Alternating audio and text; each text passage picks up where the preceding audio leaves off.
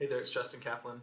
Um, just a concerned parent. I've been trying to attend school board meetings for the last year or two, and decided I should start sharing what the school board is doing. And so I subscribe to the state notifications for the school board meetings. And so today they'll have a work session, and just wanted to go through that agenda and explain what they're up to, what they're doing, and encourage you to go and look for yourselves at the agenda and at the attachments and that sort of thing. So I'll just go through those. So today, 2 o'clock, they have a work session. So they do that like in a conference room. It's not in the full chambers of the school board. They just sit around a table. It's open to the public except for when they go into closed session. But there's only a handful of chairs around the perimeter, and often people who are presenting or participating in the meeting itself sit there. But anyway, I try to go when I can.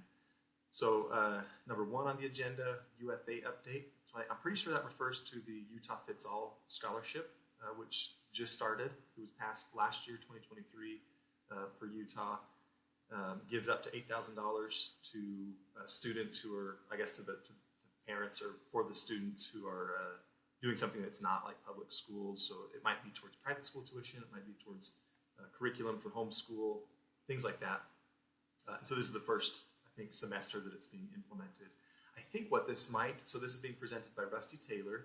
He is the executive director of high schools. I think got appointed to that earlier this year. Craig Hammer, I think, is who he replaced, who had been there for a while. So I think what this is referring to is at the last general board meeting a couple of weeks ago, then there was a high school student, female. She was she made public comment during the public comment period, her and both of her parents, about how she was a UFA scholarship recipient, and but they had understood and been told that she could still participate in high school athletics. So she's a member of the drill team, one of the tumblers on the drill team, if I recall, one of the few. And she, at first they said, yeah, that's not a problem. And then was told during the summer or something that, yeah, she can participate, but it will cut out a portion, or she won't be entitled to the full amount of the Utah Fits All funds. And then it sounds like right before school started, then she was told that she actually couldn't participate on drill team, even though she had tried out, made the team and all of that. And so she was making public comment. Now, it wasn't clear to me from listening to that whether it was a district policy or whether it's a UHSAA policy. Anyway, her and her parents were commenting on that. The school board mentioned, hey, this isn't like a dialogue or anything. This isn't question and answer sort of thing. Very respectfully, I don't mean to say that they ignored it, but just explained that that's not the time for that. But immediately when it was over, then I saw Rusty Taylor go up and talk to the family. So I'm thinking that they might be discussing that. Also on our Board of Education, on the school board's website, down here it says Utah Fits All, we support UFA. I've heard that they are a provider, and I'm not sure exactly what that is. But anyway, so there might be some discussion on that. There will be some sort of discussion, but it might be related to this student who wants to participate in drill team, but is homeschooled or something. Then we've got a SB 173. So that is, this was just passed into law in this past session of 2024, and it is market-informed compensation for teachers. Now, I haven't read the whole bill, but right here, so the bill amends and creates programs to enhance teacher salary supplement opportunities.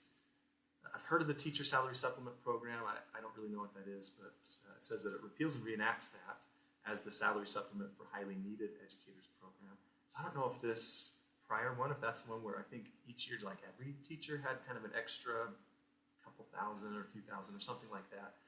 I'm not positive if that's what that program was. And so this might be replacing that only for highly needed educators program.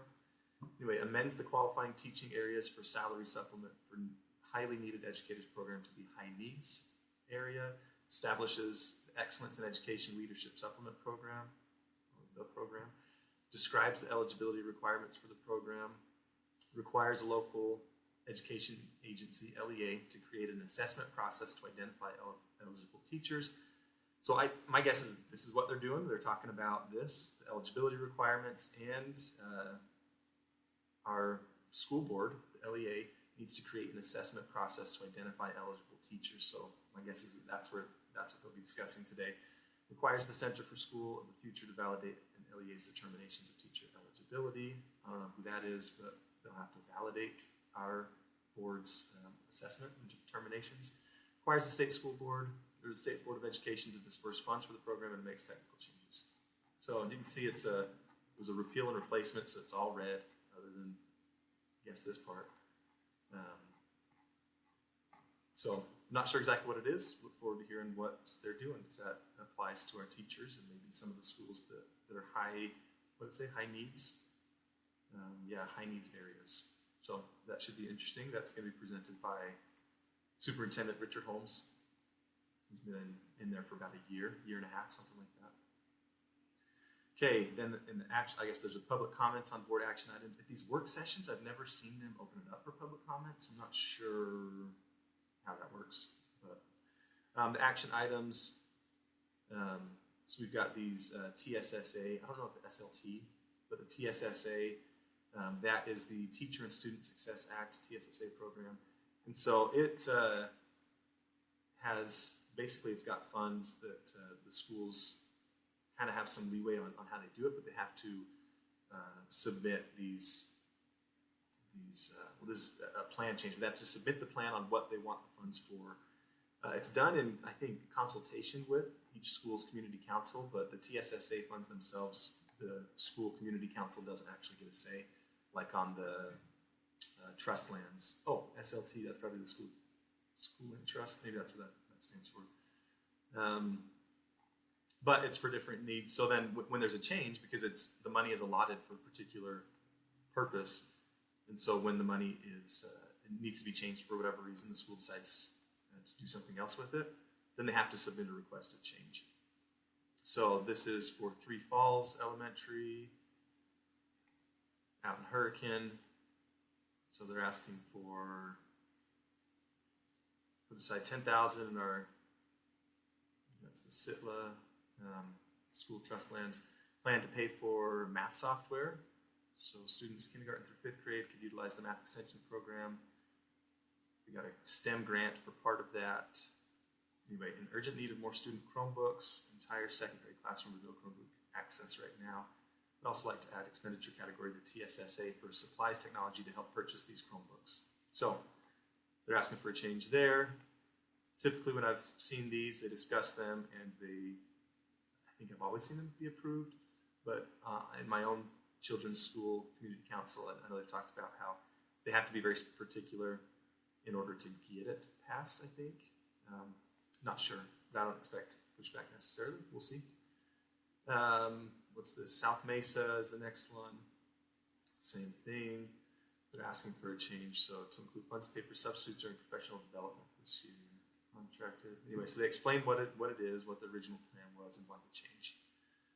Allocation $4,000 to pay substitute teachers of the original $18,000 was allocated for supplies.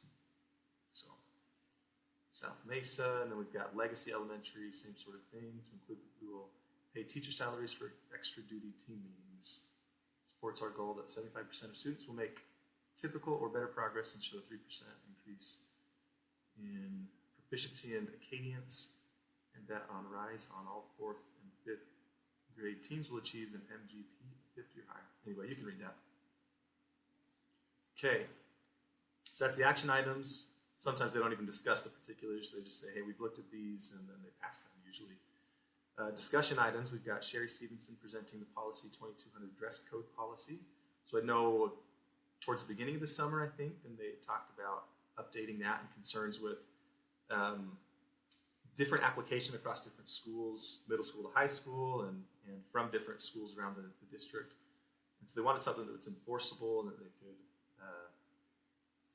they could really back up their teachers and principals on enforcing equally across the board. So Cheri Stevenson is the Assistant Superintendent for Secondary Education. I think she's been in that for a while. At least she's worked high up in the district for a while. So that's not it. So here's the dress code with the changes. There's a change in word there. Ensure. correct use, not ensure. Students must also avoid, it's hard to see, and I'm partially colorblind, but it's hard to see kind of that green. Must avoid apparel that is offensive, represents a risk, threatens student safety, so this is an addition, or resembles non-human characteristics. So I'm guessing that is guessing that is referring to the furry phenomenon of the people who are dressing up like animals and pretending to be animals. So I'm guessing that's what that's kind of going after. Completely support that. Getting rid of that. That doesn't have any business being in our schools. I'm not a school uniform kind of guy, but I don't know. It's just weird, these people dressing like animals and pretending like they are. So that's probably what that's going after. That, I think, all looks green right there, so this is all new, I guess, replacing that. So a big replacement there, lots of things removed. Some of the specifics, tank tops, tube tops, garments that show reveal, undergarments will. Those are probably other changes. And it says like, show, reveal, they're probably deciding between language there. May, will be considered revealing. Clothing that are mutilated, immodest. Anyway, a lot of this stuff, looks like maybe that was some, I don't know, I can't tell the colors underneath. Dresses, short skirts, shirts, blouses. So this language is being gotten rid of. Hats are not worn. They mentioned this a couple of months ago at the meeting, that they were probably just going to do away with the hats limitation. So the new language being proposed, school wear should be appropriate in length and not revealing. Clothes that show undergarments are not appropriate. So from being an attorney and dealing with language, I mean, that's quite broad, kind of vague. And so if they're concerned about different applications across different schools, I mean, this gives flexibility in enforcement, which is not probably a good thing. When you want something to be enforced, it should probably be specifics, and it can also allow students and parents to say, well, hold on, what do you mean by appropriate in length and not revealing? What does that mean? It's not defined in here, to my knowledge. Clothes that show undergarments are not appropriate. So we understand that. If they show undergarments are not appropriate, well, what if, anyway, what if they're not wearing undergarments? What if, I don't know. I don't think this is great language. They're going to have to work through this. Not that I have any better ideas or anything, but it just, going from some specifics being taken out to now it being non-specific at all, tough to enforce.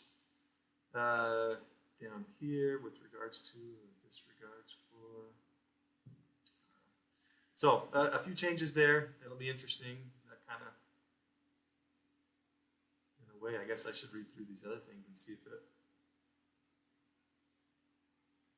Oh, disciplinary intervention. See, my colorblindness is hard. Disciplinary interventions or suspension, insubordination of directions. Okay.